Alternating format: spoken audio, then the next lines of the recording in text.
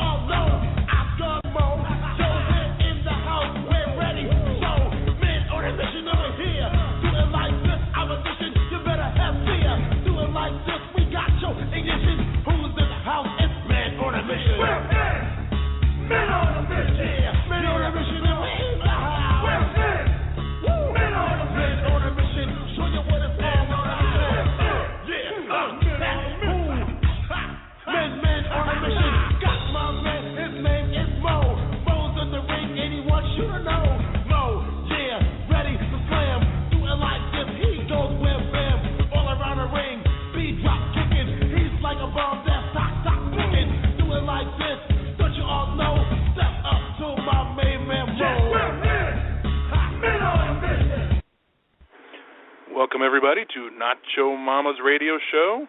Here are your hosts, Oscar, Sir Mo, and Dreamy Mimi. What up, Felix?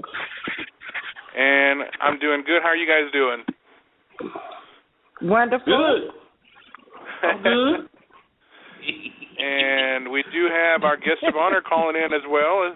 Just letting you know, everybody, that we have the one and only, the legendary Lanny Poffo on the show tonight. And before we go ahead and bring him on, I will go ahead and let the guys take it away. If you guys have anything to talk about, let's get it out of the way. Well, we had a good time at Lucha Underground. How did you enjoy yourself? Oh, it was a lot of fun. You know what? It was nothing like I was going to expect it to be. It actually surpassed all my expectations. We saw you on TV, Felix. Yeah. You did? Yeah, a couple times. It was awesome. It was a great experience. I definitely enjoyed it, and I hope to go back again real soon. Yeah. Yes, March 21st and 22nd, they're going to be down there. Nice. So are we ready to go and bring on our guest? Hey, I'm good. Bring him on. Oscar, your phone's acting up again. Yeah. Is that your phone, Oscar? Yeah, I'm back. Okay. I'll go ahead and bring him on, the one and only, Mr. Lanny Poffo.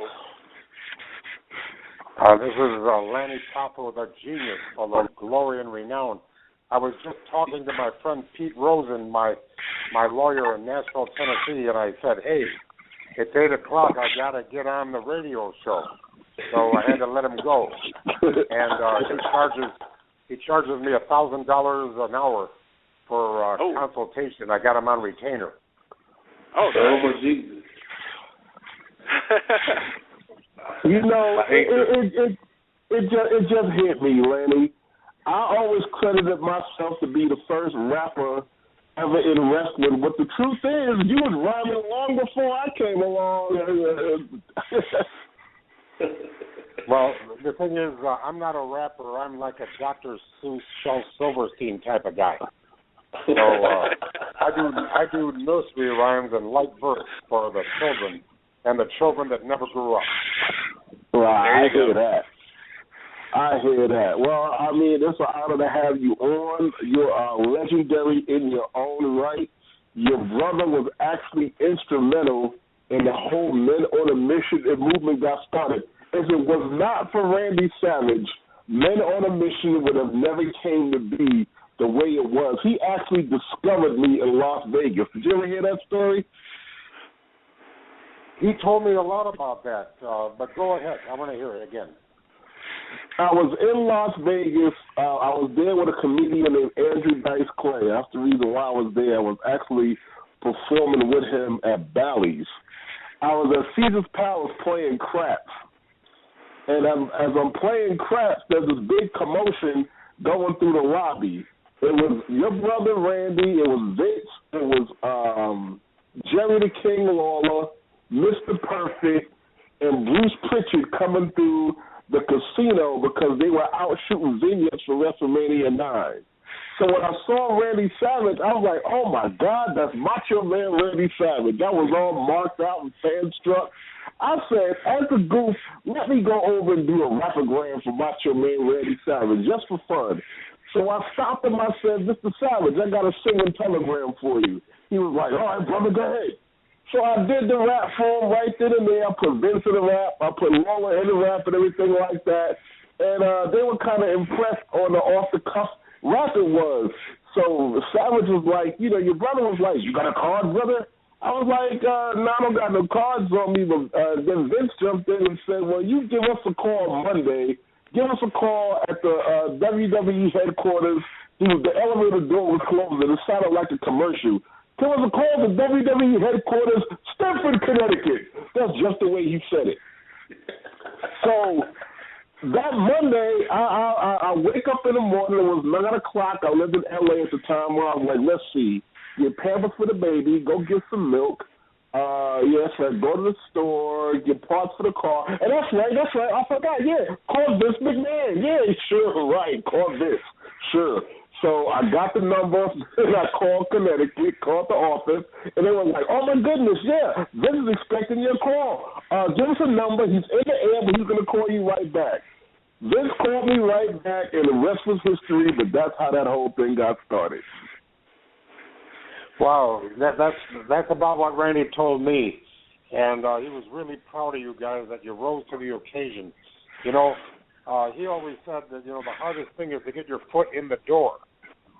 But since he got in the door, he wanted to help other people that were deserving to get their foot in the door. And your audition is when you rapped for him, you had the urge to entertain Randy, and since he liked it, he thought the world would. Well, you know what? I mean, between that and his mentoring during our tenure and that Lex Express video we did together, which is still one of my favorite moments in life of all time. I mean, he was very, very special to me, and he'll live on forever in the wrestling world, in the world period, especially in my heart. But let me ask you, how did the genius character come about? Well, out of desperation. After all, I was Leaping Lanny for about 5 years, and I knew they were going to fire me. You know, you just can't keep coming up with poems and then getting your ass kicked. So, 5 years ago, I mean, it was a good job because, you know, I did very well. I mean, they certainly paid better than I was used to, and I was married with a daughter. Okay. So, but I was racking my brain. There must be a way that I could reinvent myself. And so I just got a lucky break. And I must tell you, you owe your success to the Macho Man. Well, you won't be amazed to find out that so do I. And having my brother as the Macho Man and lobbying for me, he got my foot in the door, and I was able to, you know, change my personality, change my style, change my walk, and you know, I knew that I didn't have the face to be a scary type of heel, but I knew I could do comedy. So since they didn't seem to have any heel comedians, I was the only comedian in a very serious business. Now, your father, Angelo, did he train the both of you guys, or how did that come about?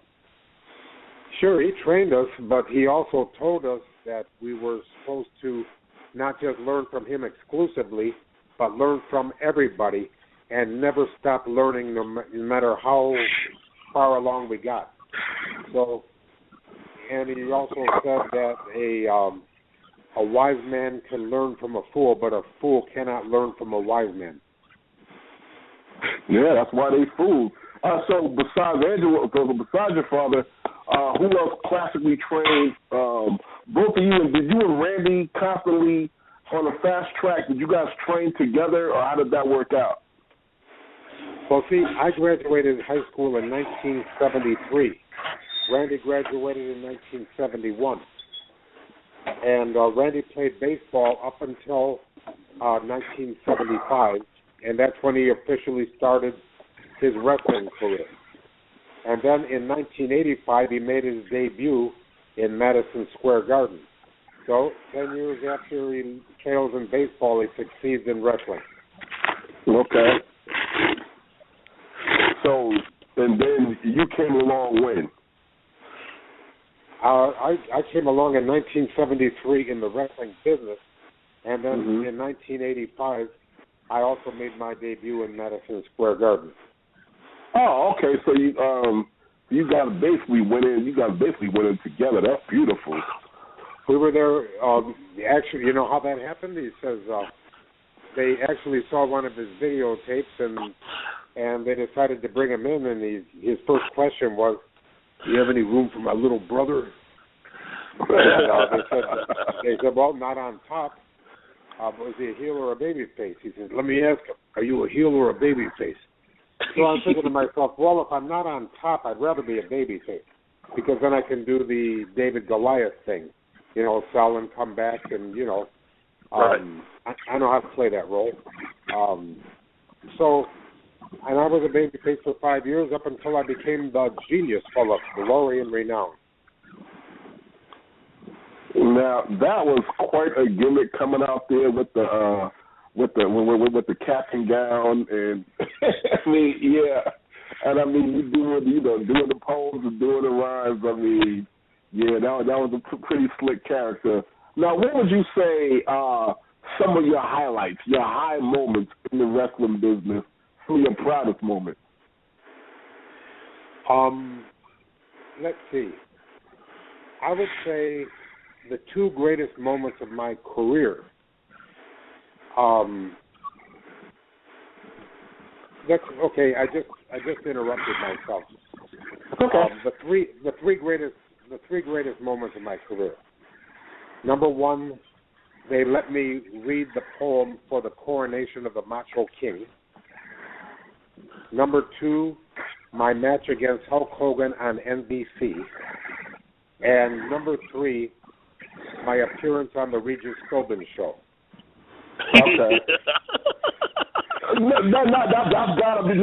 That's gotta be hot. I mean, you know, how many people can say that? I mean, yeah.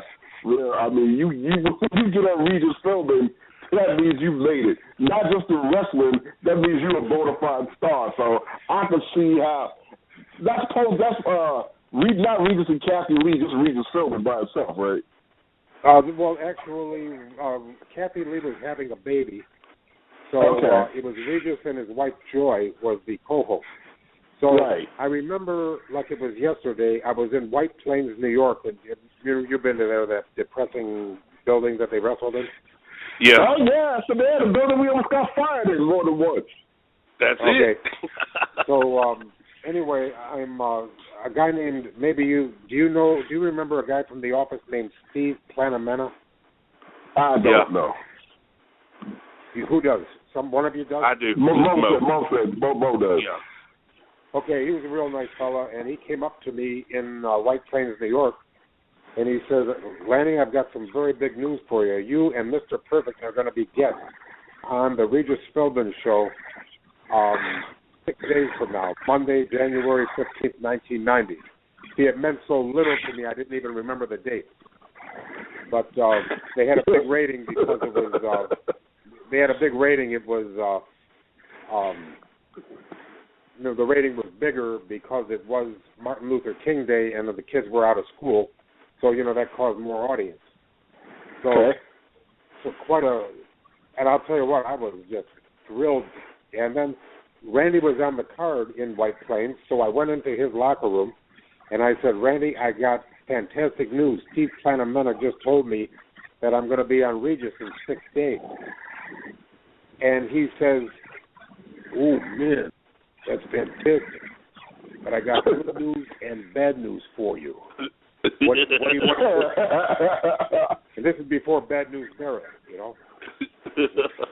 said, "What do you want to hear first?" I said, "Oh, man." I said, "I guess the bad news first." He said, "The bad news is you only have 6 days to prepare yourself." I said, "Oh, man, that's terrible." I said, "What's the good news?" "The good news is You have 6 days to prepare yourself. Now you better get busy. So I was like the ugly girl on prom night.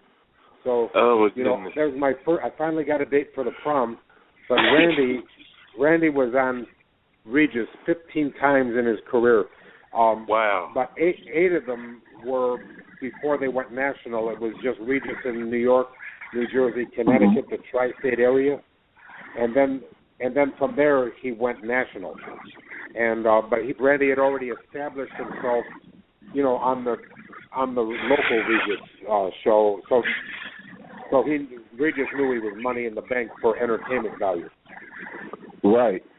Okay, now tell me this, because I always like to hear about this era. What was the money like back then during the Hogan days and all of the kind of stuff like that? What was the money like? Yeah. Okay, like if I were like wrestling on the first match when Hulk Hogan was on top, I would make between $500 and $750. Okay. Okay, and then when I rose up the card, but see, here's the thing: I was so happy to be. I was used to one less zero than that. Okay, so I didn't want to. I know the squeaky wheel gets the grease, but it's also the first one they replaced. So right. I was sincerely trying to. I was married and I had a daughter, and I was trying to, survive, thrive, and arrive.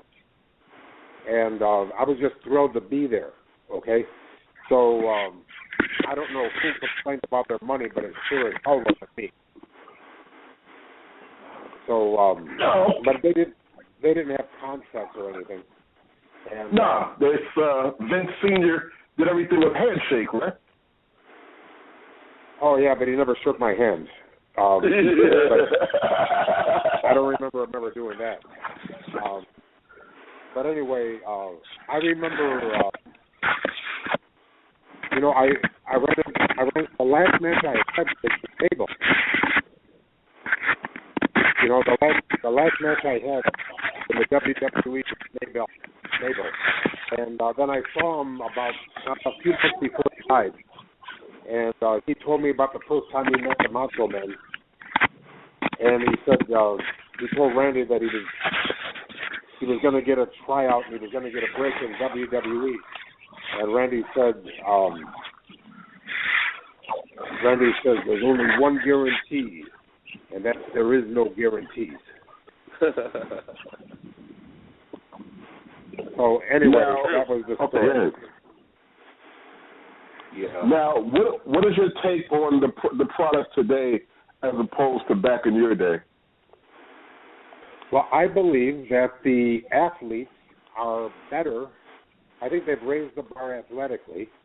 I'm seeing tremendous aerial maneuvers, and it makes me proud that some of them give me the credit for when they were boys and girls that I was an influence on them, which makes me feel good. But the student that doesn't surpass his teacher fails his teacher, and I'm proud to say that they have surpassed me. That I may have done the first moonsault in the Madison Square Garden, but these guys are doing double gaiters, and that's the good things I have to say about them. The bad things I have to say about them is just one thing. If you ever expect a personality like Macho Man Randy Savage, Rowdy Roddy Piper, Hacksaw Jim Duggan, or Jake the Snake Roberts, if you ever want another one of those guys, here's what you do. Fire all the writers and just let their personalities take over.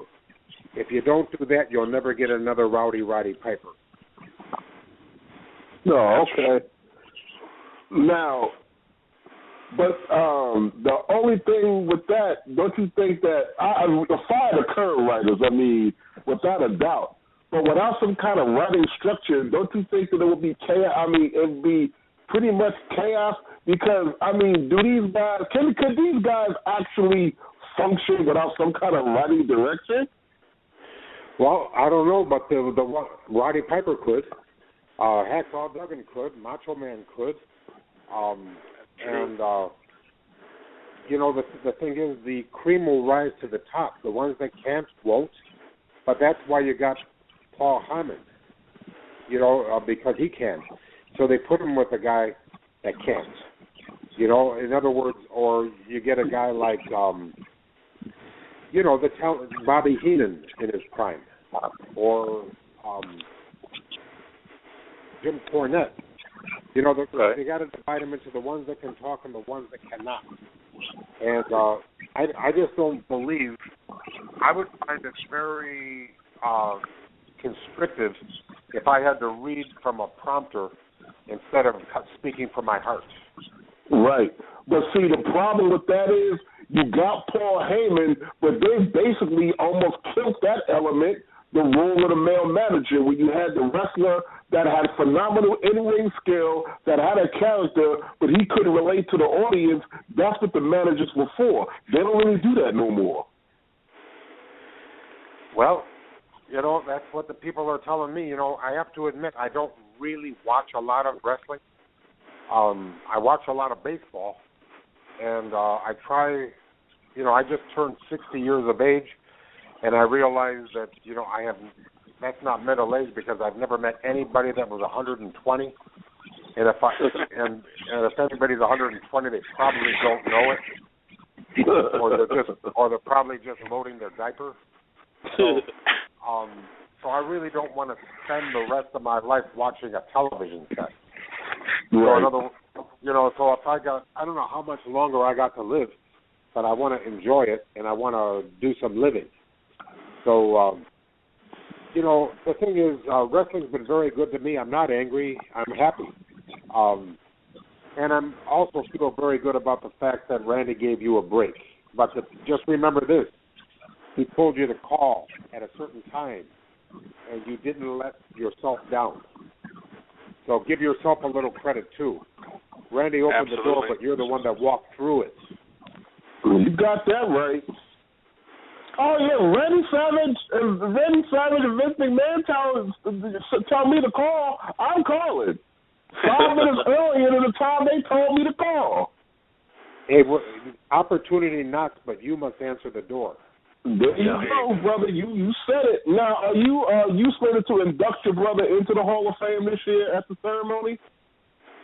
Well, technically, no. Hulk Hogan's going to induct him, and I'm going to accept. So it's like this. It's a two-man job. Let's say, see, I represent the Macho Man. I am not inducting him. Okay. Hulk Hogan is going to induct him. And then instead of Macho Man making the speech, it's going to be me. Right away, I apologize to all the fans, but the truth of the matter is, nobody can take his place, and I certainly am not going to take his place. All I'm going to do is I'm going to try to represent him the best way I can. Of course, the fans understand that he's not here, so for the induction. And it's a travesty. It's horrible. A couple of years ago, Bruno Sammartino finally got inducted in Madison Square Garden and told a beautiful, riveting story about surviving World War II and coming over here, starving to death and everything. And he's a real American success story. So I just hope the fans don't expect too much, and I hope I deliver what they came for, and it's going to be from the heart.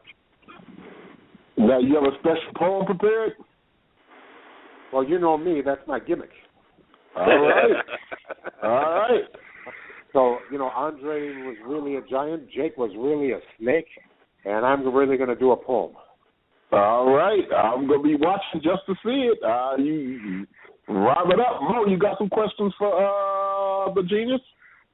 Well, I only had one. I don't know if it's a controversial question or not, but, inquiring minds want to know the whole idea of Hogan inducting Randy into the Hall of Fame. I I mean, of course, Well, there's. Do you think he's not qualified? Well, I would say he's qualified.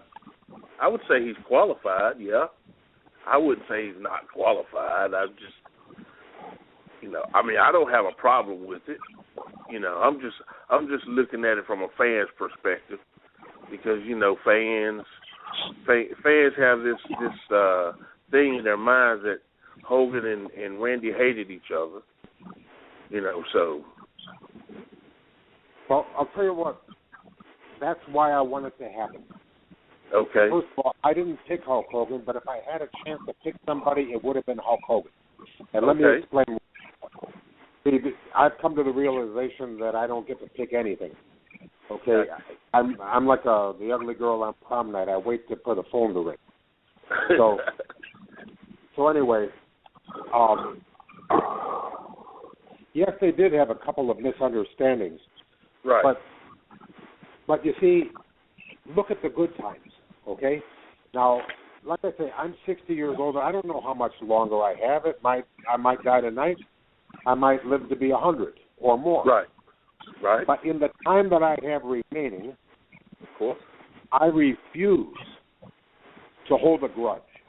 I refuse, and especially when you're talking about Hulk Hogan, I would be a complete jabroni if it wasn't for Hulk Hogan, what he did for me on NBC and what he continued to do for the 4-month stretch of, like I've made about 31 appearances on Madison Square Garden, but two of them were in the main event. Now, that's not as good as Bruno Sammartino, but can't I be appreciative for what I did get? Right. Absolutely. I know some people that were a lot better talents than me that didn't get half of what I got. So I refuse to be unappreciative. Gotcha. And see, as far as I'm concerned, I'm extending the olive branch to Hulk Hogan, to Vince McMahon, to millions of fans, and I'm going to say the words of Rodney King. Can't we all just get along? Yes, sir. Yeah. Well, I got you. That's absolutely noble of you. Very, very inspiring perspective. I'll tell you what. It's the reason I look so good at 60. Well, I'll tell you when you're mean, you get you ugly. You see what I mean? Yes, sir. Oh, yes, sir. I will tell you the last thing Randy Savage said to me the last time I saw him in person. We were in Israel, and Shawn Michaels and I had just had an altercation. And when Shawn Michaels walked out of the room, I was pissed off, and I said, "The hell with this shit, I quit." And Macho Man immediately grabbed me by my arm, pulled me to the side, and he said, "Brother," he said, "let me tell you something, brother. No matter what happens, no matter what's said, don't ever take yourself out of the game." And I remember that as the last thing he ever told me. Don't ever take yourself out of the game. I'll tell you what, I know that happened because those are his exact words. He must have told me 1,000,000 times. Yeah. Like, yeah. He was the kind of guy to keep talking after he made his point. At least it was me, he was. Right. So he was incredible, man. He was incredibly gracious. He was incredibly helpful. I mean, for some guys that nobody else seemed to care anything about us, how well we were doing, how bad we were doing, but Randy never treated us like, we were just, a bunch of jabronis that didn't belong there. He treated us like men, he treated us like, we belonged there. He didn't treat us like we were beneath him. It was like we were always even, always equal. I never seen him display any kind of a ego or an attitude, and that one day we spent with him doing that video was the highlight my entrance into that company. Well, I'll tell you one of the reasons he was like that is because he finally got unconditionally released for the third time in baseball when he was 22 years old, and he didn't make his debut in Madison Square Garden until he was 32 years old. So wow. He knew it took him 10 years to get to the top, and he knew how quickly he could just fall down to the bottom again. So, he understood, and success wasn't in one day. Success was daily. And I saw him wrestle just as hard in Paducah as he did in Madison Square Garden. You see what I mean? If you bought a ticket to pay to see him wrestle, he gave you the best show he could. Now, if he went to a restaurant and somebody wanted his autograph, he would drop his fork or drop his chopsticks, and he would sign that autograph. He asked you what your name was, and he would say, to whom it may, and Randy Savage. And if it was a kid, he would say, what's your name? Tommy? Yeah, here's the deal. I'm going to sign your autograph, but you got to do something for me. He says, how you doing in school? And he said, I'm doing good. Then he checked with the parents, and he says, is this true? He says, yes, he does very well. He says, well, you got to do good in school, because if you don't, it's going to be real, real bad for you. And you should see the face light up. I'm telling you, he made a difference. And there's, that's like, you remember meeting him for the first time? Yes. I've seen these boys and girls meeting him for the first time, and it changes their lives, and because he was positively charged. Absolutely, yeah. Yes, sir. The one thing he told me, and it sticks out in my mind because I see it on the product today. In Detroit, Michigan, SummerSlam 93, that was the first pay-per-view that we went to as a team, but we wasn't on the card that night. And I was kind of bummed out about it. We didn't get to go out there. And he was coming out of his match. And just to show you the kind of guy he was, a lot of guys coming out their match, they tired, they sweaty, they thinking about what just happened. They go straight to the locker room. He saw I was a little melancholy. He came over to me, and he was like, what's wrong, brother? And I was like, yeah, I'm just a little bummed out. We don't get to, go out tonight. He said, listen, the longer it takes for them to do things with you, when they build you up slow, that's how you stay here longer. When you go out there, and what I mean by that, and what he meant was, a lot of the times the guys come in today, they come out full throttle. They make their debut, they're beating everything in sight. They put the straps on them within a month and a half, and they at the top, they got no place to go but down. And that made so much sense. It resonates with me today. That man understood this business better than anybody I know. Oh, yeah. You should, you know what? I'm glad I accepted, I've had because of this Hall of Fame situation, I've had a lot of requests to go on podcasts.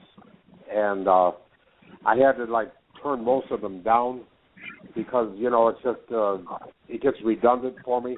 But I'm glad that I accepted this podcast because you guys are making me feel very nostalgic, because you have legitimate stories, because he actually took the time to help you. And you're telling all the people, that you're still appreciative, and... oh, my goodness, yeah, hell yeah. Well, I'll tell you what, I want the fans to understand that he wasn't just a great man, he was a good man too. Right. And isn't being good more important than being great? Yeah. It is because some of the greatest men are not good men. I mean, greatness don't always resonate to goodness. And he was just a good person and he had a great spirit. somebody you like to be around, you like to listen to him and learn from him. And I got to tell you, I've never met you personally, Lanny, but I know you're a legend. You know, I know what you've done, and I respect it. But, yeah, man, your brother has got a special place in my heart, and I just want to thank you, you know, for him being who he was. And the reason I'm doing this podcast right now, talking to you, is because of him. And that's something that I can never forget. I'm so appreciative. And the fact that you just said, I know I'm rambling, but the fact that you just said you turned in a lot of podcasts and you came over here to talk to us, brother, man, I'm so appreciative of that. And it's well-deserved, and I know you're going to get up there and rock it and represent him to the fullest. Well, another reason I said yes to this podcast is you guys did me a favor. I wanted to talk to handsome Jimmy Valiant, and is the host there? I'm here. Yeah. Okay. Oh, go ahead. Remember when Jimmy Valiant was on your show, and I said, well, I'm going to surprise him. Yep. Because I remember that. They inducted the Poffo family into the Heroes and Legends Hall of Fame, big award for the Poffo family. So I accepted on behalf of the Poffos, and I grabbed the microphone and I said, "Is handsome Jimmy Valiant here?" Because Macho Man was very much influenced by handsome Jimmy Valiant. And please stand up. And then they said, well, he left. I said, he left? Well, to hell with him then. And it got a big laugh. It got a big laugh. So what happened was, I wanted to let him know what I said. And brother, don't worry about it, brother. You know how he is. He says, I got food poisoning and I had to leave. You know, and that was great. So I'll tell you what, Jimmy Valiant, the role that Randy played in your career, Jimmy Valiant helped play in Randy in my career.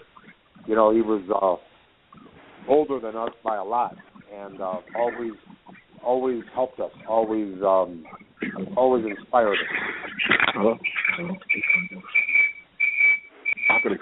Oh. Sound like I'm glad I was able to make that happen for you, Lanny. Yeah, that's it meant something to me. But that's incredible. Well, let's face it. You know, if you're gonna say something, say it now. You don't know you'll be here tomorrow, and neither do I. You know.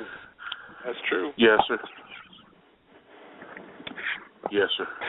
I now, now we know you're going to be at the Hall of Fame. I mean, okay, that's a given.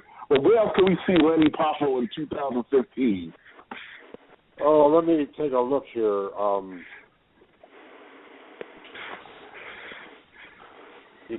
Let me see. Okay. On March 6th, I'm going to Queens, New York.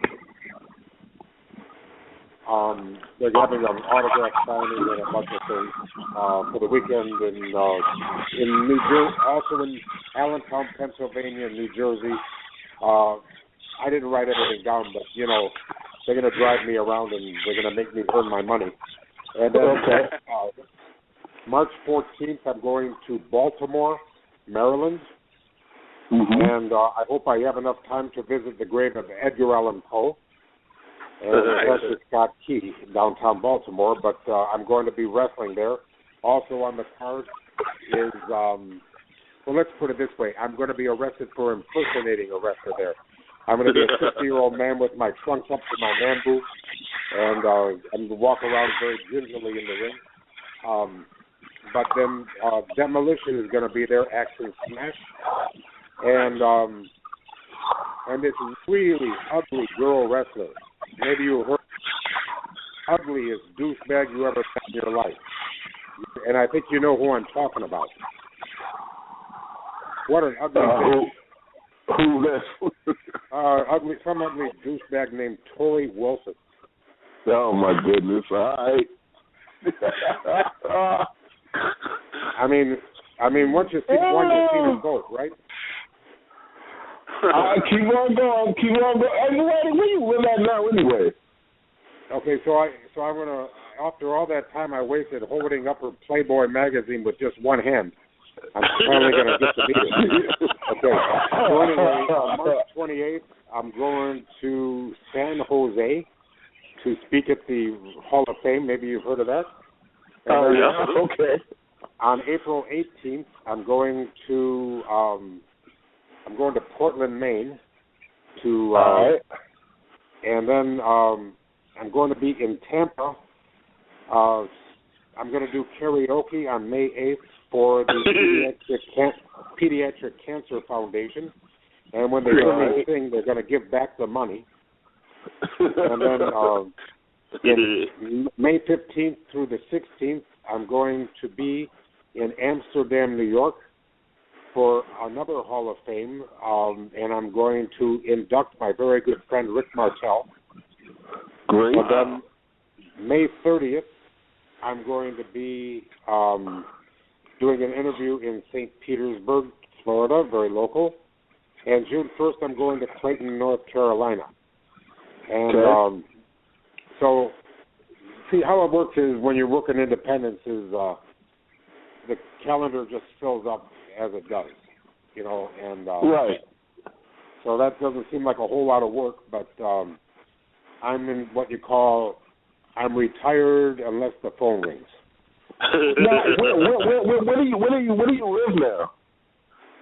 I live in Largo, Florida, which is not to be confused with Key Largo, which is one of the Florida Keys. Okay. It's a sleepy little town. It's on Indian Rock Beach, between Clearwater Beach and St. Petersburg Beach. St. Petersburg. So those two beaches are famous, and my little Indian Rock Beach is very infamous. I mean, it's not even famous. It's so we get a whole lot less action at our beach than north or south. No, okay. All right. We get more peace and quiet at our beach. Okay, that's a good thing. But I'll tell you what, like I said, I don't want to say the beach is small, but they had a best tits contest, and I won.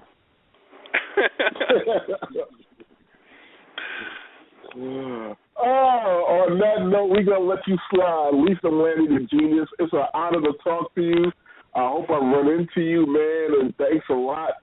I mean, the legacy of your family is amazing, and I can't thank you enough for this, man. Well, I feel the same way, and I appreciate it. And I just want to say that Nelson Frazier was I wrestled him once, and I had a chance to really talk to him 2 different occasions, and what an excellent person he was, and how much I very much miss him. We appreciate that immensely, man. Thank you. Yes, sir. That was truer words could not have been spoken. Man, you have a nice night, and God bless you with all your endeavors, and we'll be watching you at the Hall of Fame. I can't wait to hear that rhyme. Oh yeah, I'll tell you what it is. If Lanny, if my little brother messes up the speech, it's going to be real bad for you. And if it's a good speech, I'm going to spell it.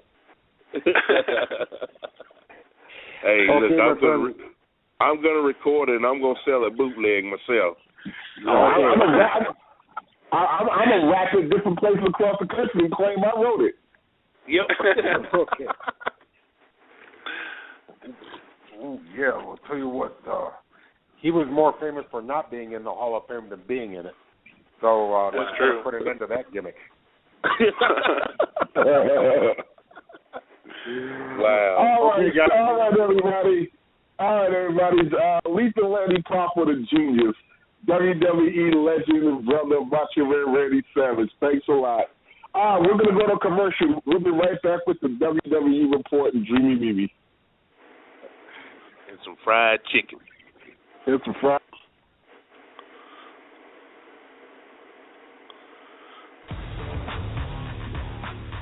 We want to say thank you to all of the WWE Network subscribers because today the WWE Network turns 1 year old.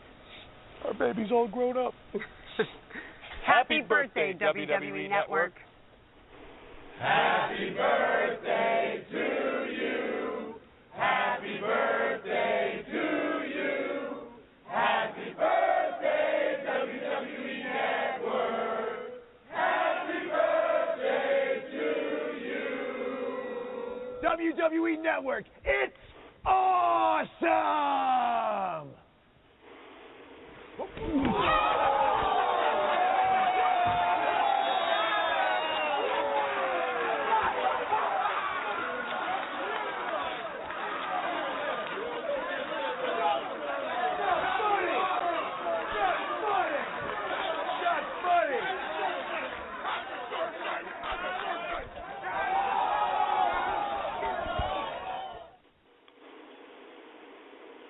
On the road to WrestleMania, join WWE's Superstars for Hope in raising funds for Special Olympics International and Lucille Packard Children's Hospital Stanford in the name of Connor's Cure. Now through March 31st, go to Indiegogo.com to find out more details about how you can earn exclusive experiences and memorabilia from your favorite superstars, divas, and legends. And help spread the word using #StarsForHope. Together, we can make a difference. Quantities are limited, so don't wait. Donate today.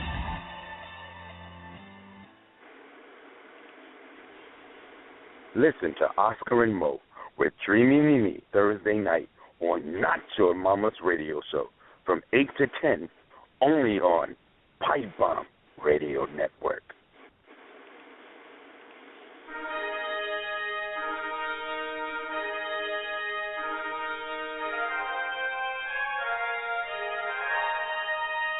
Once again, it's time to take a look back at what we saw on Monday Night Raw.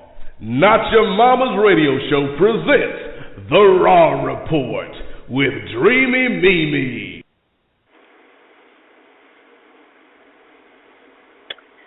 CM Punk sued Lesnar, looking at other options. This is your WWE report for the week of February 22nd, 2015. Fastlane proved to be, as many expected, a familiar yarn. In the WWE Universe, Tyson Kidd and Cesaro are the new tag team champions with a win over Jimmy and Jey Uso. The question is, will the Ascension get a shot at the titles? As it appeared, the primetime players were poised for a comeback. They were mauled on Raw this past week by the former NXT duo. It's a seesaw scenario for the Road Warrior wannabes. Looks like a possible repeat of last year's WrestleMania concerning the tag titles. Will there be another fatal four-way match? Dolph Ziggler went over on Seth Rollins. But is this fallout from the new picture scandal? One can only speculate. Rumor has it Brock Lesnar stormed out this week on this week's Raw, as many heard it was over an issue with Roman Reigns, but that rumor has been diffused by WWE. The fact is there are some contractual issues that need resolution, and resolve them they will as WrestleMania is quickly approaching. And what of Brock Lesnar's wrestling career? It's been reported that WWE Hall of Famer Antonio Inoki, owner of Japanese wrestling promotion Inoki Genome Federation, is looking to sign Lesnar once his contract with WWE ends. And what's the plan for John Cena? After a blatant loss to Rusev, where does he go from here? And is it Mania fever? Superstar Shawn Michaels admitted to wanting a WrestleMania matchup with Triple H. CM Punk is being sued for $1 million by WWE doctor Christopher Amen. Amen says that Punk's Colt Cabana interview has damaged his reputation as a doctor. There will be 3 main events at WrestleMania this year, as they have officially added the Andre the Giant Memorial Battle Royal. Confirmed participants being Curtis Axel, The Miz, and Ryback. Seems to be Reigns versus Lesnar, Triple H versus Sting, and Bray Wyatt goes against The Undertaker. Will he finish what Lesnar started last year? If he does, the network will join The Undertaker in the afterlife. And congratulations to the Bushwhackers, the latest inductees into the Hall of Fame. I'm Dreamy Mimi for Not Your Mama's Radio Show. Yeah, what happens if they do put Bray Wyatt over on The Undertaker, Mimi? I honestly really don't see that happening. Yeah, but I mean, nobody saw that. Yeah, nobody saw it coming last year. I didn't see it coming. That's right. Mo, what happens? Well, if he does put him over, it's because the Undertaker's passing the torch and going to go ahead and retire. You know, he's that kind of guy. He's not the kind of guy that's gonna worry about wins and losses. You know what I mean? No. I know he's not gonna worry, but how are the fans gonna react, or how are the fans gonna appreciate that? I don't think they would be unappreciative of it. I think that what would be what would make the fans mad is if Taker does that job for him, and then they do nothing with Bray Wyatt after that. I think that's what's going to piss them off. I don't think they're going to be mad at Bray. I think if Bray Wyatt goes over, it's going to be a big push for him. You know, I mean, considering the way they've been using him. You know what I mean? Yeah. But after if he goes over, it's what they do with him after that. If they put him over on Undertaker, and then he comes back and he loses people like Jericho and all these other people all over again, like he has in the past, you know, it's going to mean absolutely nothing. If he beats The Undertaker, he should beat The Undertaker and get a solid run towards that title. You know. Oh, okay. Yeah. I don't think the fans are going to be mad if he does go over. Now, Felix, on the other hand, will probably attempt suicide or something.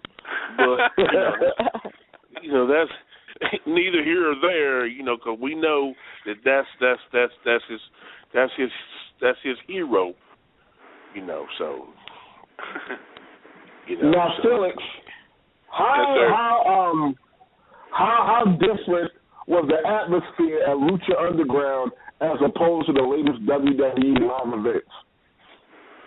Well, for one thing, it was filled to capacity. Yeah. And not tarped off and pretended to be fuller than it really is. Right.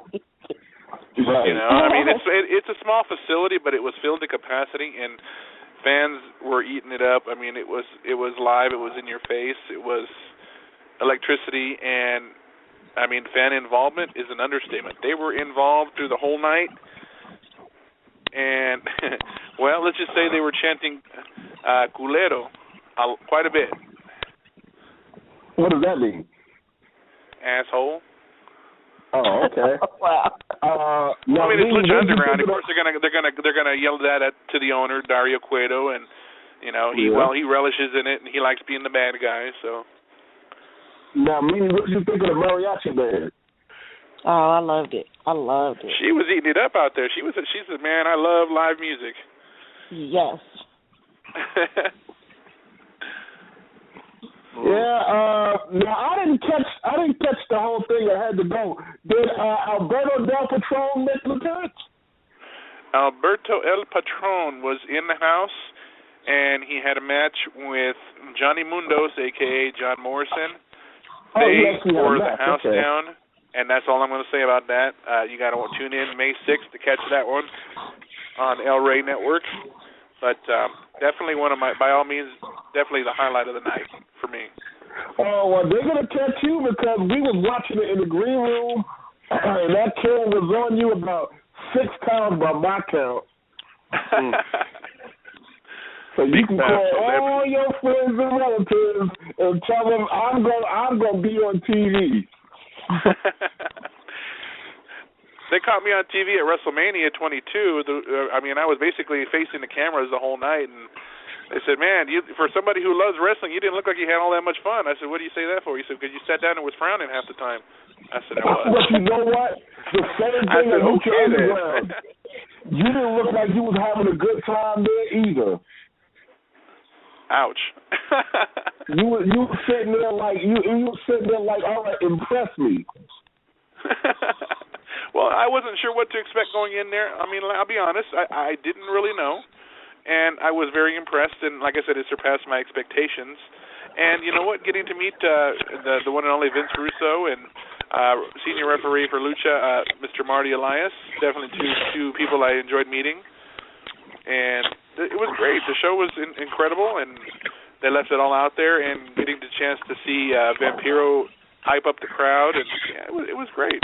It was nice. All right, so that was Lucha Underground. So the next night, Dreamy Mimi, you walked the red carpet on Oscar night. What was that like? Oh, I had a ball.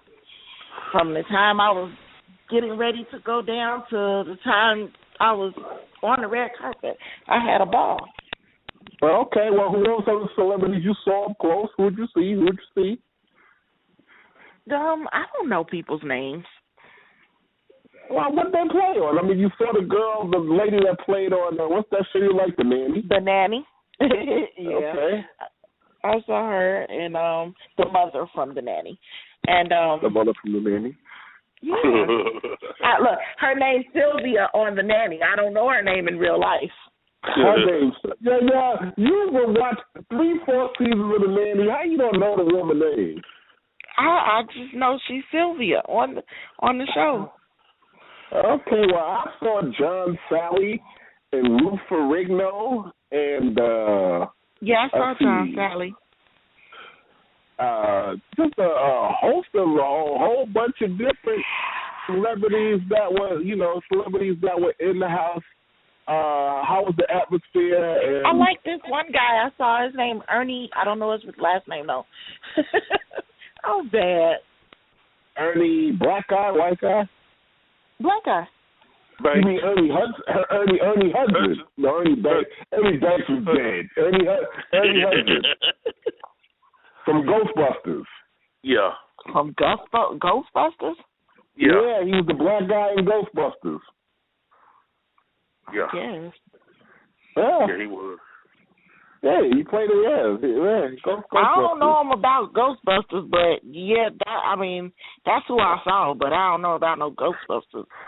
Yeah. Now, for the people out there who only watch the red carpet on TV, is that whole thing tiring? I mean, that's step and repeat and say the same thing. I mean, over and over, and having all those pictures being taken. Is that exhausting, or was it? How is that?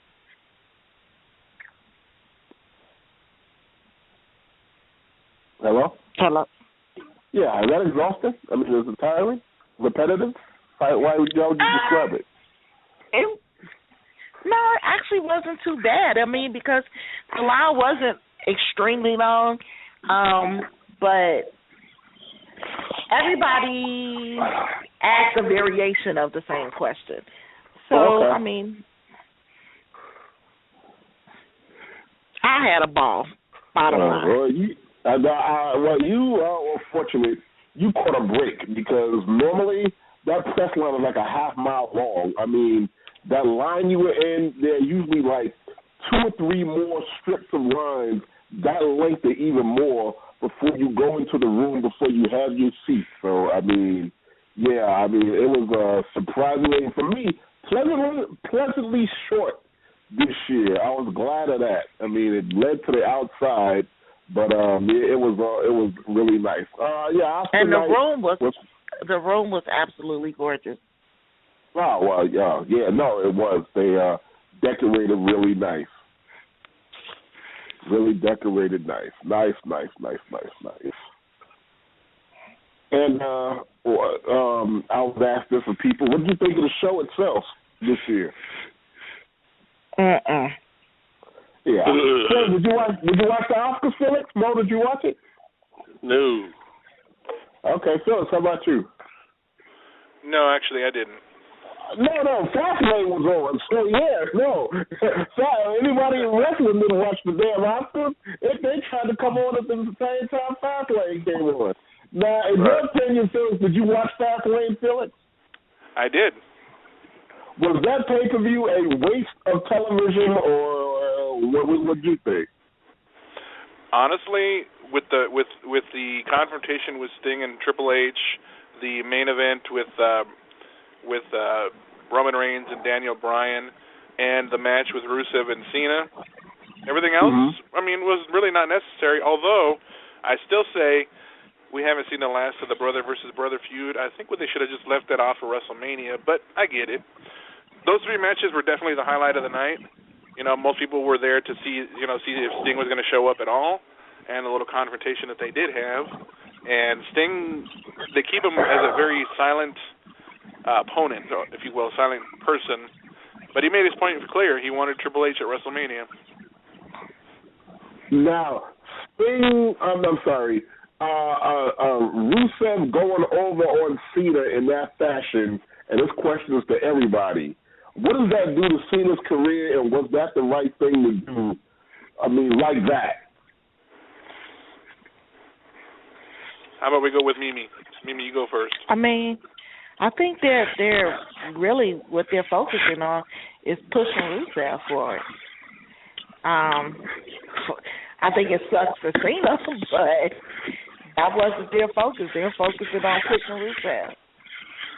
Yeah, but at the expense of killing Cena, does that kill Cena more? What is the end game of this? Bruh, you know good and well, you can go out there like Barry Horowitz and get your ass beat every night. Win one night, pat yourself on the back, and get a push and be right back on top. Yeah, I'm like that. Man, think about it like this right here, man. That match with Rusev was just like Rocky facing Mr. T for the first time. Get your ass beat only to make this huge comeback later.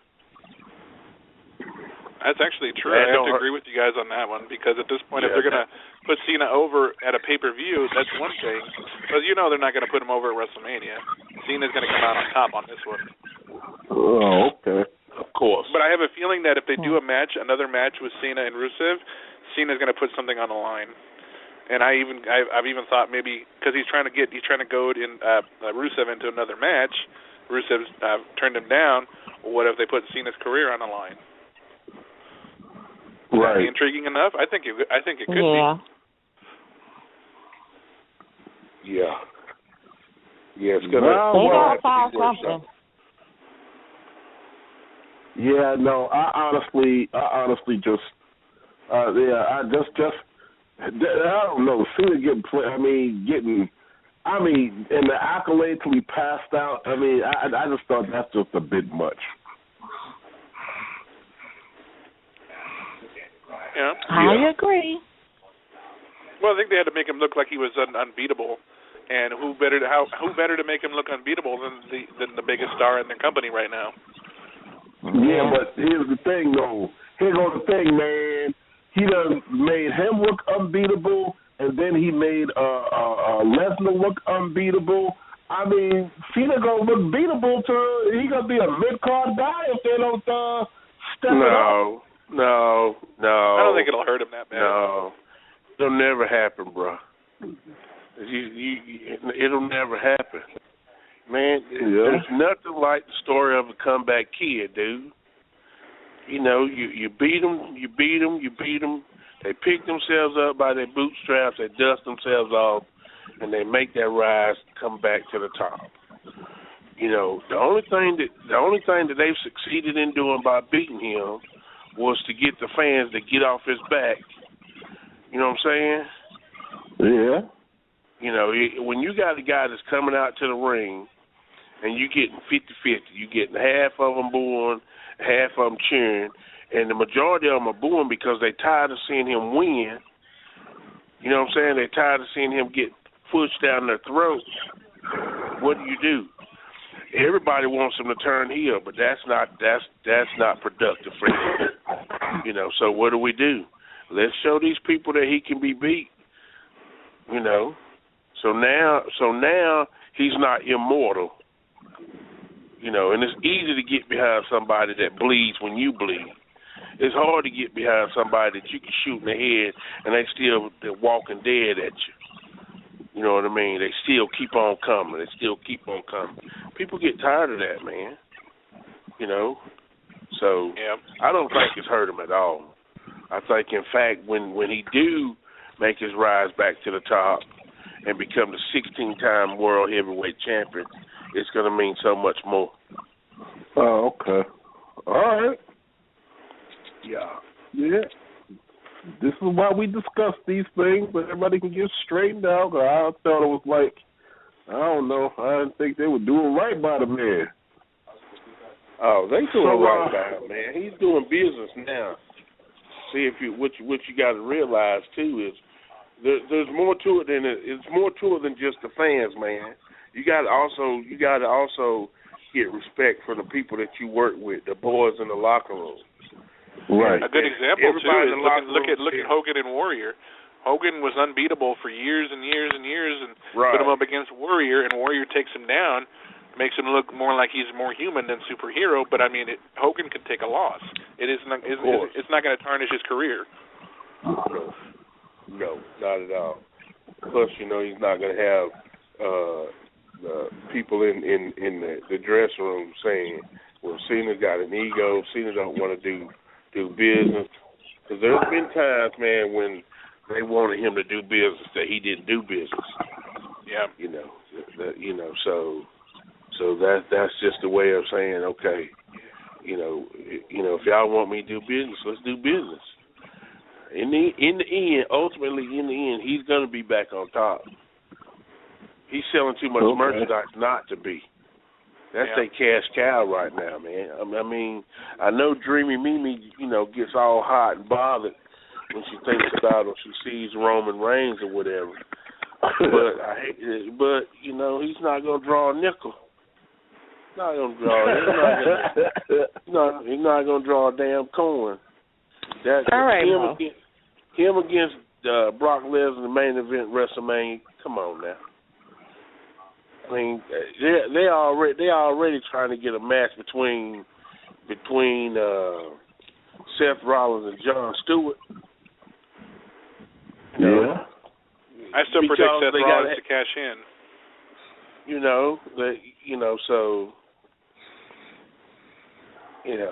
I mean, not to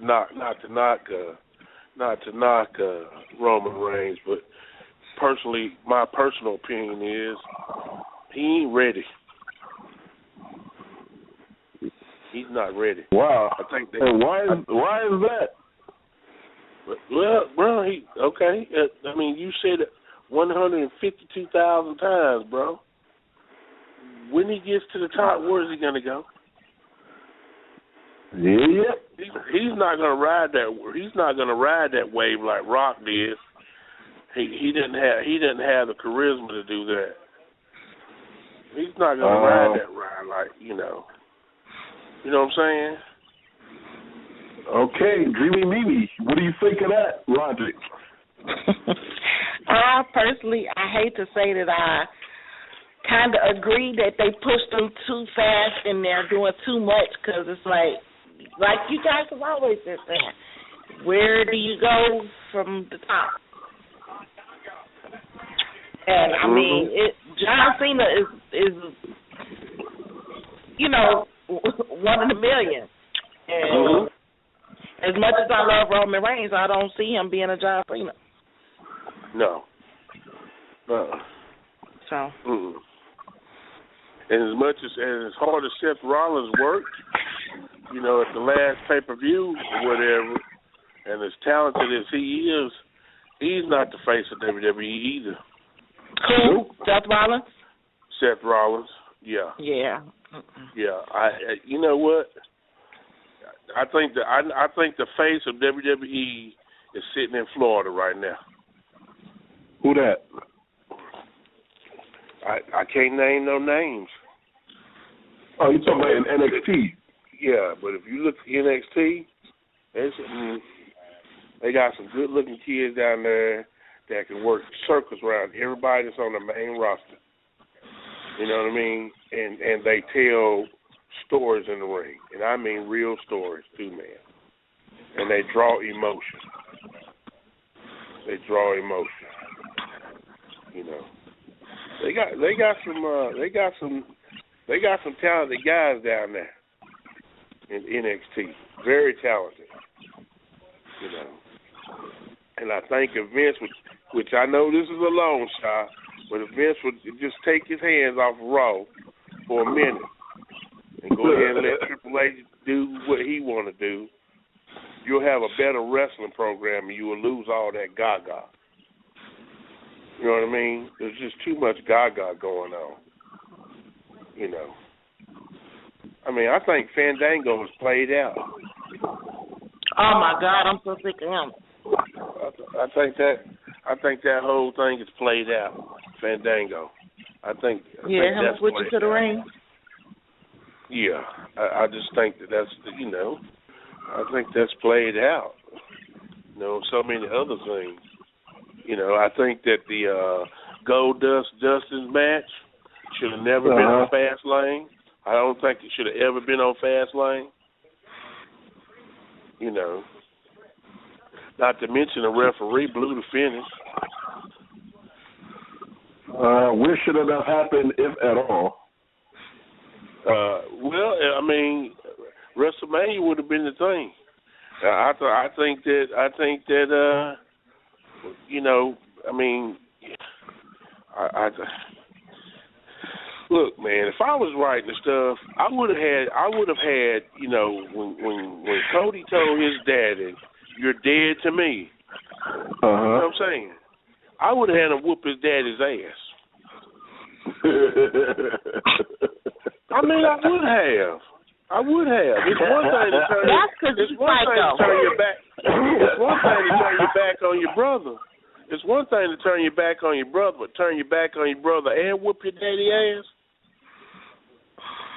You know, and your brother make the save, and then when your brother make the save, see, I think when your brother make the save, he comes back, he's pissed off, he's emotional, and then the next and last time you see him at WrestleMania, he's not wrestling as Goldust.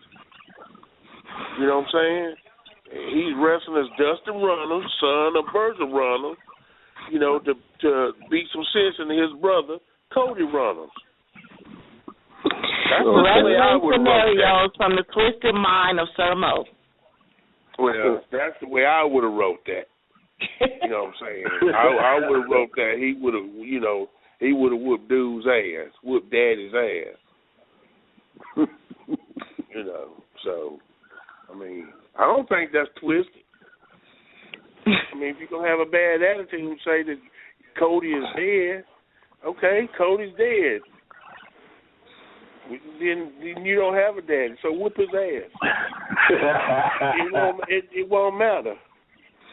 It would mean so much more. I mean, you just walking out of a match on your brothers is really not enough to piss me off.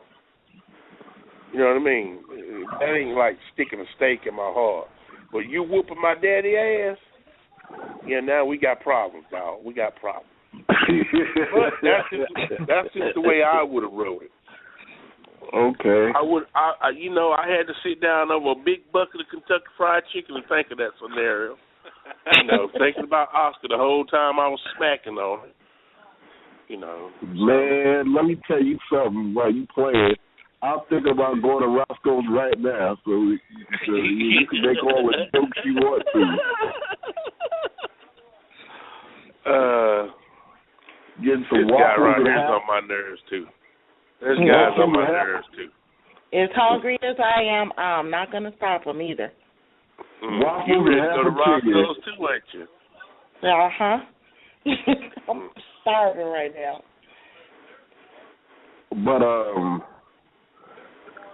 all right, so we got to fill out the rest of this WrestleMania card. Felix, what we going to see? Because they ain't nowhere near got it together. Yeah, they haven't. Well, they've already talked about putting in they were talking about putting in together a ladder match for the Intercontinental title, but it's like an unofficial Money in the Bank match, even though it's not a Money in the Bank. It's a ladder match for the IC title. They just announced that on the WWE app. It looks like, with the exception of the Battle Royal and the 3 main events, as far as the title match, Sting and Triple H, Undertaker and Bray. The rest of the card, there's going to be a Diva match, and I'm wondering, because of the controversies between what Stephanie posted and AJ Lee's response, could we see a match between AJ and Stephanie at WrestleMania? I mean, she's trying to make it clear that the Divas need to be recognized and be given a fair shot, and that's there'll gonna be get a her Divas ass match. fired. What kind of Divas match? That's gonna get her ass fired. Well, let's just hope that they don't take out their frustrations on her for what her husband's been doing. Well, that's what it sounds like. That's what it sounds like they're going. Yeah. Could be. Yeah. Yeah, they're not gonna make it obvious though. No, of course not. No, they can't make it obvious. No, they're not gonna make it obvious though. So I mean, because one thing you don't do in WWE, you don't complain about money. No. No, you complain about anything you want to except money. But they're going to give you something to complain about. Yeah. You don't complain about money. So you don't do that. And you want to complain. You want to complain about money? Take a look at your next check. You want to complain? Right. They just had Fandango job out Curtis Axel. Yep. Wow. That's pathetic. They're just making Curtis look like a joke. Yeah.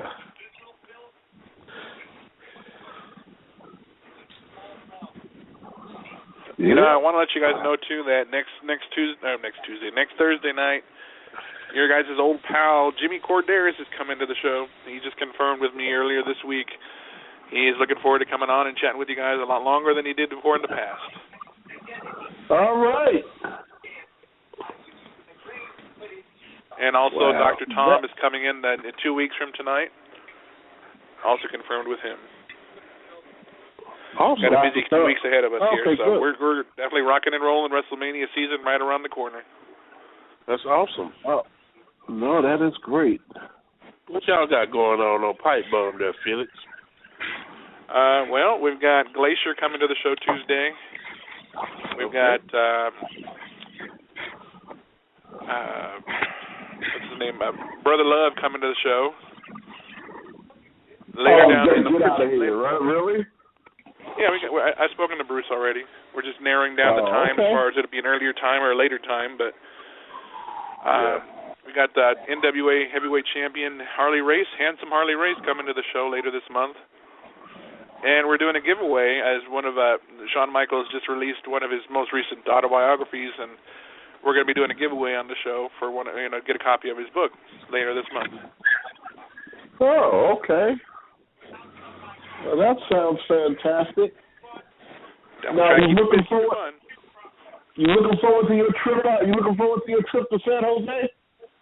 Absolutely. In fact, I've already talked with Lanny about maybe meeting up and chatting, because I've never met him, and I just definitely want to go and thank him for all he's done and get, pick his brain a little bit and hear some more stories maybe about growing up in the Poffel family and just getting to be there live. That whole weekend's going to be really cool. No, okay. Well, now it's going to be, yeah. Speaking of which, man, it was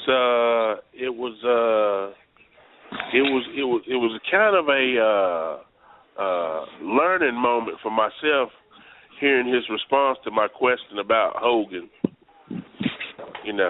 asked him about that too. I said, "Do you think Hogan was the right choice, considering all their past?" And Lanny's all about forgiveness and all about moving forward instead of looking back. And he even confirmed that Randy and Hogan they mended fences and were on the verge of maybe reconciliation. I mean, they were cordial to each other, and he told me the story of how Randy and Hogan met each other in the doctor's office and talked a little bit, and we're going to have dinner, and unfortunately that didn't happen. Right. So, I get where Lanny's coming from. I mean, he doesn't believe that that Randy will, he doesn't think that they'll ever give the chance of letting Lanny and his father in the Hall of Fame, and maybe that's the best thing because obviously Randy was the star. I said, Lanny, you and your father created a legacy for yourselves, and that deserves to be recognized. And absolutely. Yeah. I don't know if you guys heard the story about Angelo Poffo being able to do 6,033 sit-ups. No, I never heard that. It was on Ripley, believe it or not.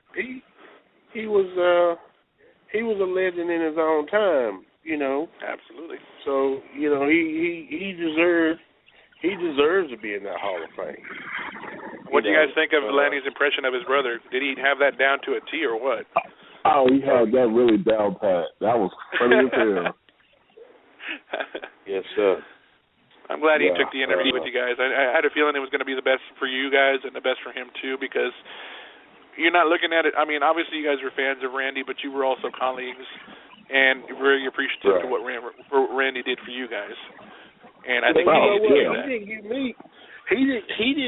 For me, man, he didn't give me a chance to be a fan. I was a fan at home when I was watching them at home, on TV before I ever got into wrestling. I was just amazed at the outfits, man, and just his energy and the way he talked, So I was a fan, but by the time we got there, he didn't really give us. Well, for me, he didn't give me a chance to be a fan because he treated us like, we were all equals. You know what I'm saying? From the first time I met him, he didn't treat us like, man, I'm having to work with these fucking jabronis, and he didn't give me a chance to be a fan, and what was amazing for me, I don't know about Oscar, but I never ever said to myself, wow, I'm in WWE and I'm working with with all these different people. You know what I mean? Right. I mean, I was thinking about it the other day. I worked a Monday Night Raw match against Kevin Nash. Yep. And it was, I want to say it was pre-season. It was either before or after. Before Nelson worked him at SummerSlam. And I had a longer match with Kevin Nash and did more with him than Nelson did with him at SummerSlam. Yeah. And then I worked that match with Undertaker. And how many people can say they, work the Undertaker? You know what I mean? Right. And actually wrestle them other than to go in there and, so I never got that opportunity to be like, man, I can't believe it. Now when I sit back on and look at it now today, I can say, wow, I can't believe I was in that spot, or I had an opportunity to do this. I mean, our very first Royal Rumble, somebody's phone has got some bad feedback, but our very first Royal Rumble, man, there was a who's who in that Royal Rumble. Yeah. I mean, you had Carlos Colon was in there. What was the Great Kabuki? Yeah. I mean, and everybody was. It wasn't. With those things back then, man, they wasn't predictable, man. Let me ask you something. I know you and Nelson got to go out there and work in Puerto Rico a little bit. Am I right? Nelson did. I didn't go. I was always wondering, did you guys ever hear the stories about what happened to the late great Bruiser Brody? I heard stories. Now I don't know what's true about it or not, or maybe that would, since that happened, if it would scare people to go on there and work in Puerto Rico because. Right. I guess the promoter at the time back then, had a disagreement with Bruiser and stabbed him and killed him. And I don't really know. The only one the story I read from was from actually people who were there, which was like I believe it was Tony Atlas, or was it maybe Dutch Mantel? One of the two. I know one of those two. I heard the story about. They were telling the story and how Bruiser got killed, and a disagreement with the promoter ended up in the bloodbath. Wow, never heard that.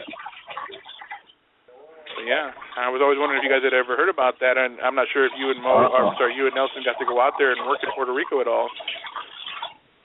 Yeah, Nelson went over there. That guy was still there. It was what was his name? Hernandez. Jose. Like that. I think I want to say it was Jose, maybe, but I could be wrong. Yeah. He was still there. Wow. Yeah. That's rough. Yeah. Yeah. What do you do with that when you got a promoter that's going to do something like that? It kind of scares away the talent, I think. Like, sounds understandable. Yeah.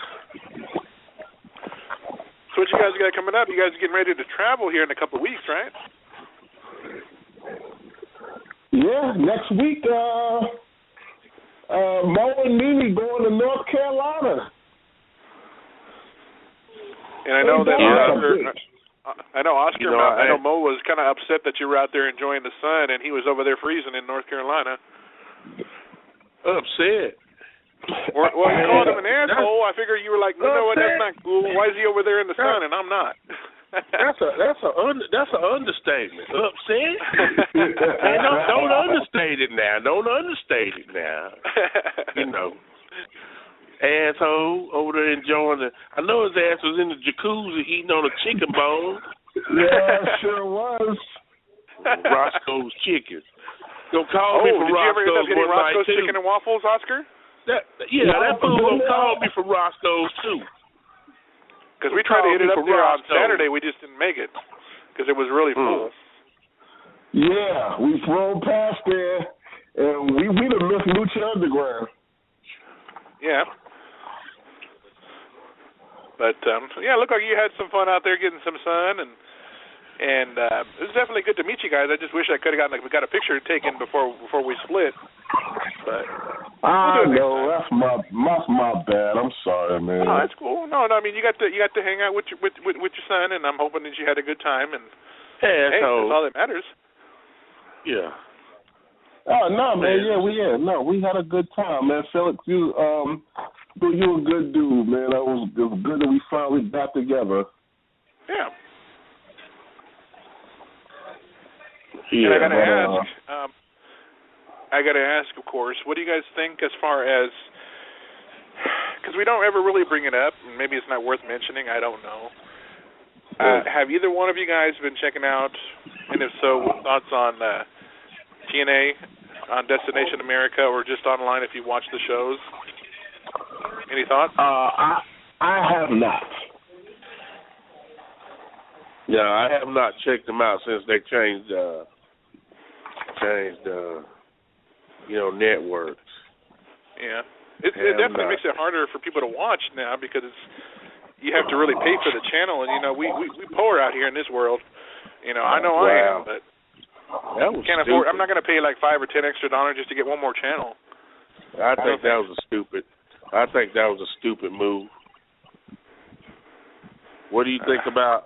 What do you think about somebody that's over 30 that was just offered a contract with WWE? Well, it kind of it makes you scratch your head because I know it seems as though around maybe the late 90s when they stopped going for people that were over 30 and going for people that are young so they can get them trained the way they want them trained. Right. So I find it very, very strange that they would hire somebody over 30. Right. Well, supposedly they offered Samoa Joe a contract. Well, that all depends on if he wants to accept it and if he's going to do it, because it seems as though, from what people have told me over the last couple of years that I've been doing my show, is that when they get out from underneath the WWE umbrella, they enjoy wrestling a lot more. They have a new love and a new appreciation for doing things on their own, where when you're under WWE's thumb, you can't really do much unless the office allows it. Right. And that frustrates a lot of people. They don't get the opportunities given to them without WWE, but when they get away from WWE, they create their own and they enjoy it more. Right. Yeah. Yeah. But, it's an opportunity, though, for him to be on the biggest stage, though. What do you think about, who do you think, because there's been speculation, too, guys, that they're the final roundabout people that's going to go for the Hall of Fame, where they're looking at Kevin Nash. I've also heard Medusa. Well, they announced Kevin Nash. What's Diesel, that? Rather. They announced Diesel. Oh, they did? Yeah, they announced. I might have missed that one. Probably on the WWE.com. Yeah, they announced him. Shawn Michaels has inducted him. And then they were going to talk about putting in Medusa, which shocked me because I always figured she was blackballed. I figured she was blackballed from WWE, for what she did by tossing the title in the trash. Right. Right. And then they talked about putting in Zbyszko or even Ray the Crippler Stevens, and now they decided not to do that, which kind of angers me because you still got to pay tribute to these legends as it is. These guys are the ones that paved the way for a lot of the people today. And not give them enough credit. I don't think they care about that part of it, man. Sadly, they don't. I think they just more or less trying to sell tickets for the night before, the Hall of Fame deal. You know what I mean? And if Randy Savage is not the headliner for the Hall of Fame this year, that's a damn shame. Because there was speculation that Kevin Nash might close out the show. Really? And I think that was stupid. Wow. Just my opinion as a fan, and the fact that I've been a fan of Randy Savage all of my life. No, that would be stupid. Yeah, even I don't think they make that blatant mistake. I hope not. I mean, they do some blatant stuff, but I don't think their error magnet is that they compensate that off. Well, I don't know. It wouldn't surprise me if they did. Not at all. No, it wouldn't surprise me if the last thing you see on that show again this year is the Click. Yep. Oh wow. Well, no, I guess it wouldn't really surprise you. And it wouldn't surprise a lot of us either because. Yeah, well, yeah. Well, who do you guys think will headline it next year? I mean, there's speculation it could be Undertaker, Sting, the Freebirds. Where's that in Houston again? No, it's going to be in Dallas. Dallas, oh, yeah. Yeah, Taker, probably. I could see maybe Taker, Sting, Freebirds. Without a doubt, Freebirds have to go in the next year for sure. I mean, if you guys follow World Class. I mean, you knew the feuds with the Freebirds and the Von Erichs. Of course, they the ones that sold out that 41,000 people stadium. Oh yeah, Texas Stadium. That was the largest gate ever until that WrestleMania that Hogan sold out in Toronto, I believe it was, or the Superdome, whatever it was. So yeah. Did you guys? I mean, you guys obviously grew up watching that, but did you guys ever get to attend the World Class event in person at all? I did not. No. They were just getting ready to close the door. Oh. They had been bought out by USWA when I went down there. The later part of it. Yeah. Okay. So that means that it was under Jerry Lawler for a little while? Yeah. Okay. And what about remembering what it was like watching the feud between Jerry Lawler and Andy Kaufman? Did you guys believe that was real, or was it a work? You know what? I thought it was real. Yeah, I thought it was real. Well, you felt that slap. I mean, when you gave him that slap on Letterman. Yeah. Oh man, yeah. Slap. You felt it. Exactly. But you know what? It ignited both their careers. Took it to another level. Well, it gave USWA a national national recognition. Yeah. So now you're not just talking about a regional wrestling promotion. You've got a national movie star, television star, that's involved in it. So, but business has changed a lot, man.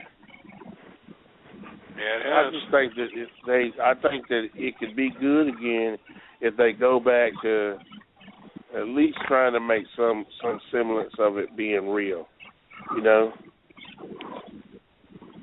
Oh yeah. Yeah. Do you think that there could ever be a match that lived up to the Randy Savage Ricky Steamboat match?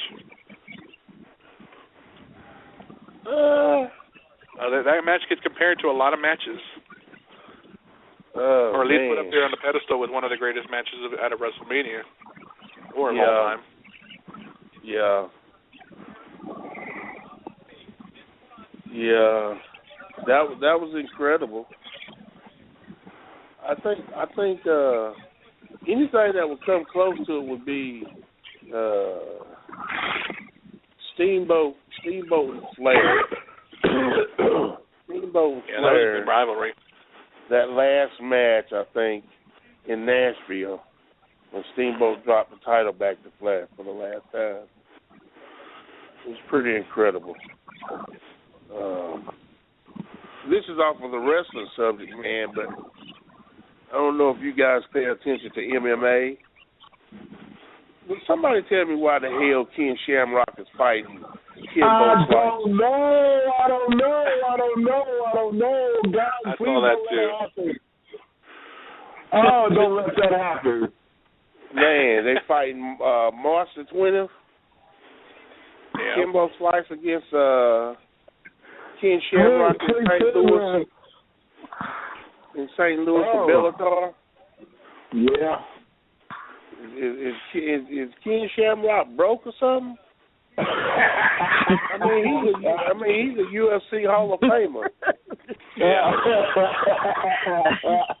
I mean, come on, man. Okay. Here's the deal. Now, look at it like this, bro. Look at it like this. Kimbo Slice had an appearance at UFC, right? Yeah.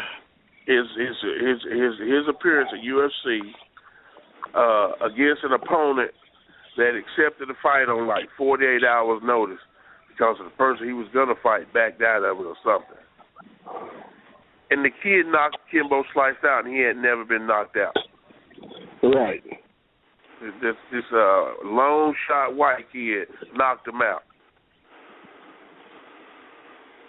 I mean, where's the money in Kim Shamrock fighting Kimbo Slice?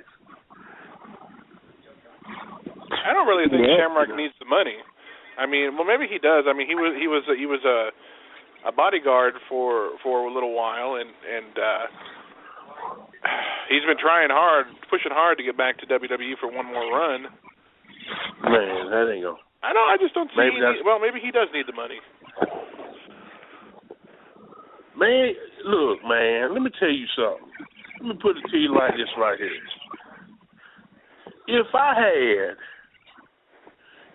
had just a WWE Legends contract, which all that means is they sign you to a contract, they make a new dog, and they give you one payout of $10,000, right?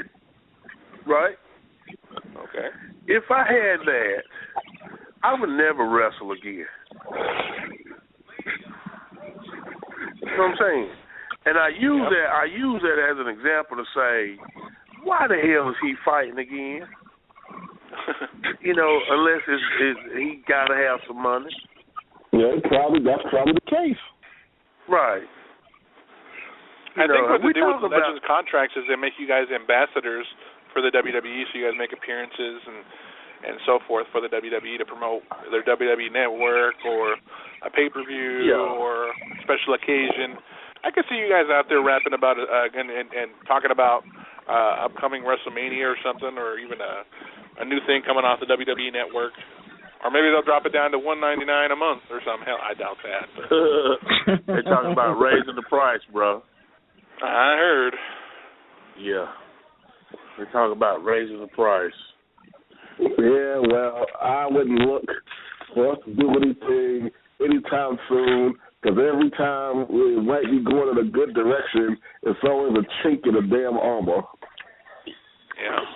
Yeah, man. You know, I get messages on a daily basis about a certain situation, and my comment and my response to those messages are no damn comment.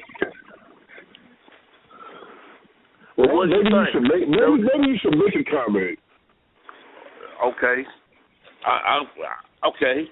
Let me ask you a question. What's your comment? My comment? Yeah, what's your comment?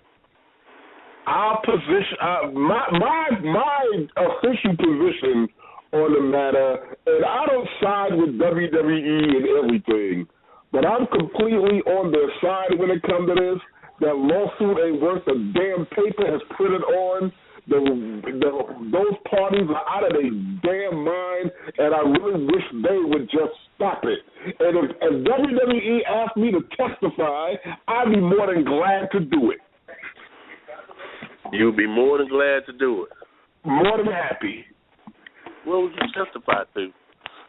First off, I would testify to what I know about her character. And secondly, I would testify to one of the last conversations that Nelson and I had a week before he died, which contradicts this whole situation. Right. I'm just wondering, preliminary what I saw about the lawsuit. You know, he was there from 1994 to 2008? Yeah. 3 tours. Well, first of all, we went in 93. You know, and the 3 years that I was there, you know what I mean? I don't want them suffering one concussion, do you? Not one. Yeah. The thing is, how are you going to yell concussion a year later when it was clearly stated that he died of a heart attack? Well, okay, wait a minute. Hold on. You know what's worse about that whole thing, though? I'm waiting for somebody to produce an autopsy that confirms that. Right. Yeah, well, let's dig up his ashes and then let's autopsy those. How about that? If we could find them. Yeah. Mo, you are just... Whew, okay. I mean, look, I try to be PC about the whole situation because, she tried to bury me with that lie saying I stole money or whatever. And I tried to be PC and I tried not to say anything negative, out of respect for Nelson. But here's the thing. My brother is gone. He's dead. He's gone. He's never coming back. You know what I'm saying? And all this, all that mess does is it doesn't hurt. I mean, she's not hurt. She's not gonna be hurt, win or lose. If she lose, she's not gonna lose anything. You know what I mean? Right. Exactly. But what she's doing is she's trampling on his legacy. Yeah. Right. She doesn't allow somebody to talk her into this lawsuit. And, the only thing I could see happening out of it, as far as if she was to win, is if they say, you know what, we don't need the bad press. Let's just, which is... They're not going to do that. They be fools if they do. Because she don't have no credibility whatsoever. Yeah. None. And then even all I got to do is go back and look over everything that she's done so far, even the stuff that she came at you about. Right. And when she got that $10,000, she put out a Facebook thing singing their praises. Yep. Exactly. Right. WWE rocks. Yep. Now that the money is gone, they don't rock no more. Right. They write another check, they will. Right. There ain't nobody trying to be extorted from about. And yeah, I mean, when does it end? They write you another check to set you up. Without money is gone, all you're going to do is get started again. Where does it end? Yeah. Man, it's just, write a check, you rock. I mean, I'm sorry, write a check so I could rock. Yeah, so I can rock, so I can get a rock. So I can turn up. As they would say. So I can turn up. So I can turn up, as they say. Well, I just hope it all just go. I want it all to just go away, man. I'm with you. As long as she breathes, it's not going to go away because she want to keep her name out there. She want to stay in the press. She want to stay noticed, and she's going to use that to do it. Yeah, but I think it's just, come on. Let the guy rest, man. Right. Yeah. Let him rest. I mean, it's if they had any inclinations of putting him in the Hall of Fame, they going to put that off now. Yeah. They had to because if they don't, it's going to look like, okay, they just put him in there to appease somebody. They're doing it to appease somebody, exactly. Right. Yeah.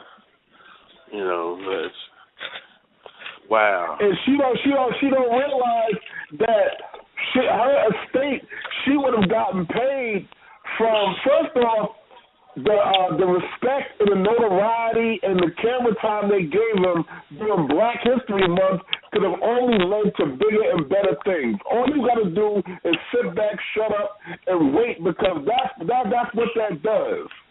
That gives you a shot in the arm, and I'm not even saying living or dead, especially dead, and then that it ignites your career to where other things can happen. You done messed that up. Right. I think it's ridiculous, man. That's a disgrace is what it is. Yep. And then by extension, I don't want to say this, but I mean, we on a roll. By extension, who else does it affect? It affects us. Me? Yeah, I hear you. I don't, huh? Go ahead. No, what were you going to say? Go ahead. I'm going to let you say what you're going to say first. No, I wasn't going to say nothing. Oh, you ready for next week, darling? Yes.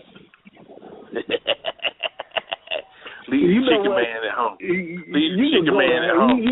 You can go to hell, you fat bastard. Hey, look here. I forgot to tell you, man, I reserved my rental car for next week, and I'm sending you the bill. I forgot to tell you, my wife ain't coming. You kiss my ass. Why she ain't gonna come? Because I'm not selling my wife up to your grassy ass. You go to hell. I tell you what, I'm gonna take her place. She's gonna do the Coke Cabana show, and I'm gonna come. What kind of better call we got? That's all right. Come on. You come on, buddy. Mimi, these are the days of your life. Chicken man. Exactly. Come on, chicken man. Yeah, somebody gonna be trying. I can't believe you would even think that I would try to hit on your wife. You know what? You know what? I tell you what, we can hit on each other, and we done did that a long time ago. Instead of messing with them hoes, me and you have $1 million right now. So I tell you what, we gonna turn it up. Yeah, we gonna turn it up. Hold up, Daddy, I'm coming. Hold up. Did this fat chicken eating, shrimp sucking dog just say something about he spent his money on some hoes in front of his wife? Boy, you really do got it bad, don't you? It wasn't yesterday. Boy. Oh, please, I know about him. It wasn't yesterday. You know about him? Yeah. You know about him? Ain't no surprise? Nope, not even a little bit. Your husband was a Rolling Stone girl. Look, I've heard. I can tell you about that one time I came in his room in Detroit, Michigan. Oh, Lord. Smell like chicken and bacon in that room.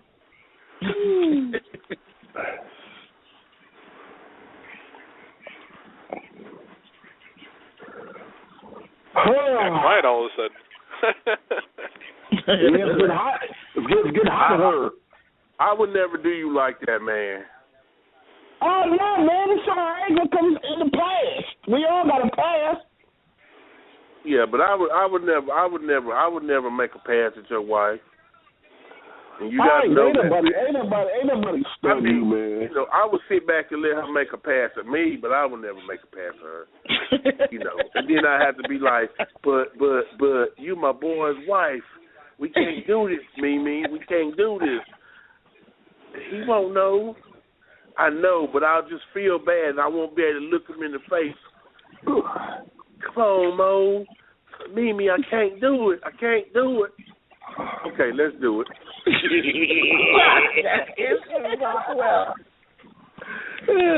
Chicken Man, you going to Roscoe's? Yeah. Nah, man, I ain't going to Roscoe's, man. You gonna go Jack Crack in the Box? Based on these prices in this menu, we need to go to Roscoe's. Yes, sir, girl. You better go to Roscoe's or Jack Crack in the Box.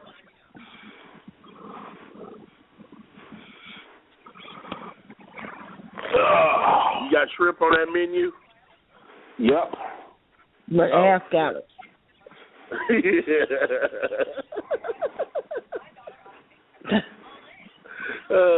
They got rotisserie chicken on the menu?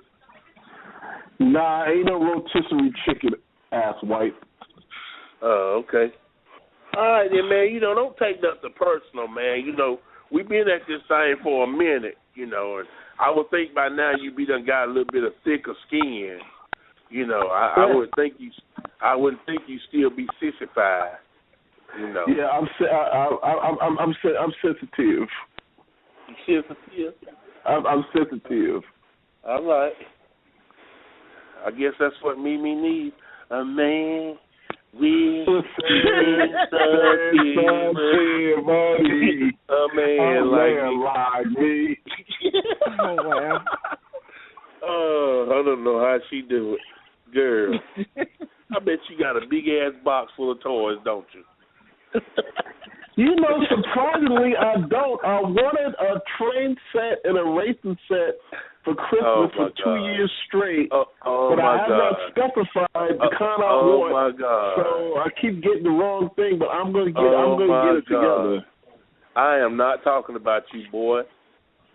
Not talking about no train set. The only thing you got in your box of toys is a bottle of KY jelly.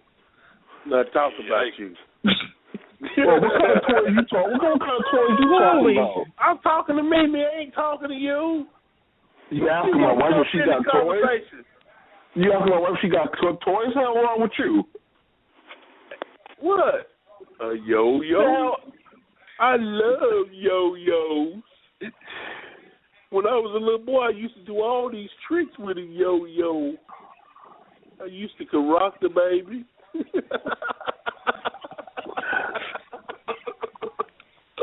Oh, man, I'm going to have to stop drinking Coca-Cola, man. It's messing with my brain.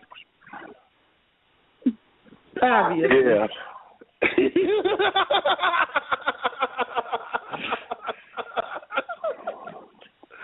Oh, man. Whew. Jesus Christ, man. Y'all I'm going crazy. Nah, you've been there already. I ain't been there yet, but I'm going to go there next week. I'm going to go there next week. No, you got to wait till after we come back. I can't go to North Carolina with Crazy. No, you ain't going with Crazy. You just going to be hanging with Crazy when you get there.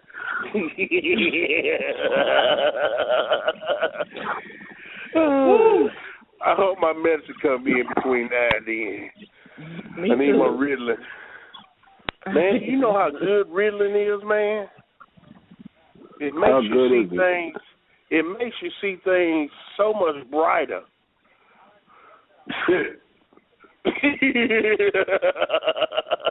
It makes you see things so much brighter, huh? Yeah. Man, you don't have this little fuzzy haze, no more about life. You know what I mean? Big Slow. I can't stand that dude. Oh, that's right. Yeah, which call's on right now? SmackDown. Yeah, SmackDown update. It's horrible. It's not on right now yet. It's horrible. Yeah, it's on now. Today Thursday. Well, it don't come on in here till 8:00? Oh, we got that channel? Yeah, I looked. I checked. Oh, okay. All right. Yeah, dog, you 3 hours behind me. Yeah, dog. Yeah, it's still early. The jacuzzi's still running. Jacuzzi. Yeah. Mimi, do I have your right phone number? Still running. Do I have your right phone number? I text you my new number. Okay, I thought you did. I'm going to send you a picture here in a little bit. Okay. Lord.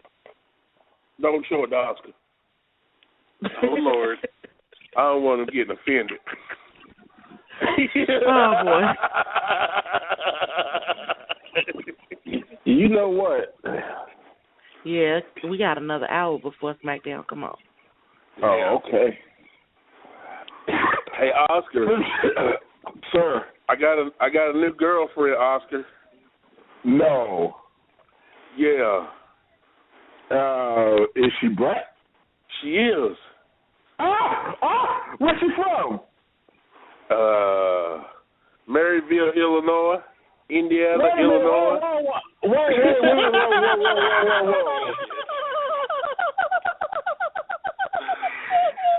It's 7:00, y'all. Y'all are crazy. The fastest 2 hours of radio are up. You gonna have another drink and some more Ritalin or whatever the hell else you on.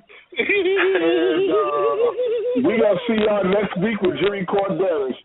Get your ass off my phone. Bye, Philly. Bye, guys. Bye, thank you, boy. All right, I love good you, night. Mimi. I love you too, Mo. Bye-bye.